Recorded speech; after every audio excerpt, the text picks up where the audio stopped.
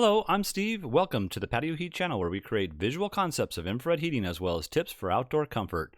Our one-on-one customer support helps you make the best decision for your application.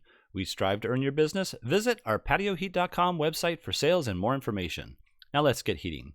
All right, so here we have this commercial application, and what we have here basically is just a dining, relaxing, lounging area for this facility's patrons. And essentially we have a doorway that comes in and out here. There's also entry exit points here outside of the railing. And so I have here, you can see I've not placed a table here, and also I left this open as well. So that we might have to change the actual layout of the heaters if that's something that we need to do. But I'm going to try to go ahead and show how to heat up the whole entire space, just in case there are maybe some two tops over here, something of that nature. Also, we should just mention that I have this as a 7-foot high, 36-inch wide door. So where that actually swings out may be important because of the fact that we do need to maintain a clearance below the heater if this is a combustible door. Now, if it's a steel door, non-combustible, then we are okay with it being there. So there's something to think about. Let's go into the overall dimensions. So overall dimensions we have 16 feet from center post to center post, and then here we have a total of 54 feet, 4 inches from the center post on the left all the way to the center post on the right. You can see the different marks here, 18.1, 18.2, and 18.1 over here, center post to center post. And then also overall distance I have at about 21 feet 1 inch roughly to the outer edge of the covering here, as well as this little this overhang over here. So that's at 1 foot 5 inches. I have it at 15 feet tall starting over here, and then also 11 feet 3 inches starting down here at the lower part of the rooftop. It is a steel rooftop, so there's something just to think about. And also I note that there was something on the plan that stated that there need to be some fire retention equipment inside here, so something also to think about. You want to look at the codes in reference to where you can actually place a heater in reference to those elements. So not sure about the lighting or anything of that nature, but the clearance over here is more than adequate. Over here it's still more than adequate, but if you had a light fixture hanging on top of it, you wouldn't want to do that. So it's something to think about as well. All right, so let's go ahead and look at the placement of these. So the distances I have so far is I have the first set of heaters coming off the outside wall here at 4 feet 4 inches, and the next set of heaters at 10 foot center to center on that. So that was 4 feet 4 center, and then 10 foot center to center. And then also I have these starting out at from the edge of the patio here. I have it starting out at 7 feet to the center, the first set of heaters, and then 10 foot thereafter each set of heaters. So, or excuse me, 11 feet to center on each set of heaters thereafter. And total of 10 heaters in here. And then also you can see that I have this marked at about 9 feet, almost 10 feet off the finished floor. Ideally, you'd want this between that 9 and 10 foot elevation, because any higher than that, you're gonna need to add additional units in order to make it comfortable.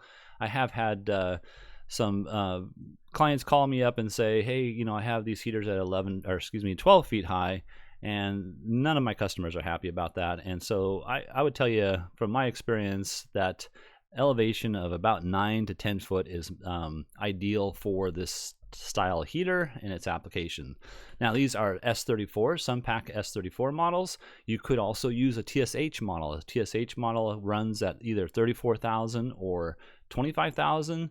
So the S34s are 34,000, but you may or may not want that. The TSH models just gives you a little bit of fluctuation, so that on the moderate cooler days you can turn the units down, but on the really cold days you can turn them all the way up to the 34,000 BTUs per heater. And let's see. So as you can see here, we have two different lengths of brackets. On this side here, we're using the whole OEM bracket, which includes the mounting kit for the ceiling mount, the channel that comes down, and then the S bracket that mounts to the heater itself. And this channel that goes down is 21 inches, And as you can see, that works out just fine with that installation height.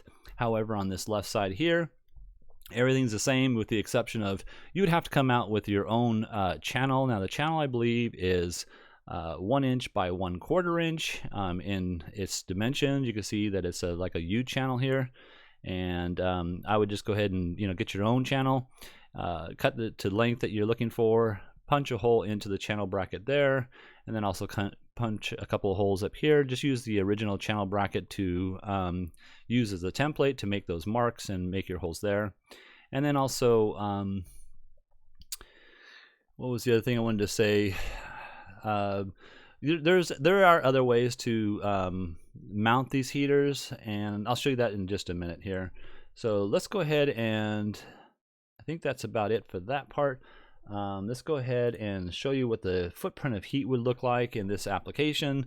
You can see that the ideal footprint is just about perfect. Again, that 9-foot height is where I'm really looking for to get that perfect application, but I wanted to keep these up as high as possible so they're as least obtrusive as possible as well. But I would have to state that this would be the best application or best mounting height for this, or at least no higher than that 10-foot elevation. And you can see that we have nice crossover rays between the two heaters on that side, and then very nice crossover rays between this. This would keep the whole entire space uniform as far as the heat output. And obviously, if this is a access entry point that we need to be aware of, then we can just eliminate this particular heater here and just run with maybe 9 heaters. Or even if this doorway here is an issue, for instance, then what we need is 48 inches below the heater, and I think the distance I have here again was 3 foot 1 inches roughly from edge of heater here to the edge of the door. So that if this is a combustible door at 7 feet tall, this may not be appropriate, so you may have to eliminate this unit here as well. So just take a look at that. And you can see the footprint is fairly decent still. We've got missing coverage over here, and a little bit of this space here, missing coverage here as well. But I'd have to say this is a very good application, very good footprint of heat, and using all 10 would heat up the entire space. So the last thing I want to talk about is just a possibility of using possibly some unistrut in order to mount these heaters. So you can attach the unistrut to the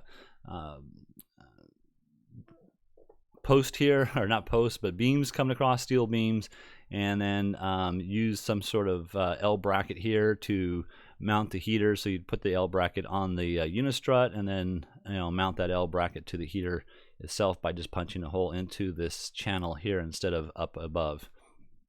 Yeah, you can eliminate these brackets here as well, so I think it would look really nice. And then just color that or paint that out to the same color as your steel beams going across here. So,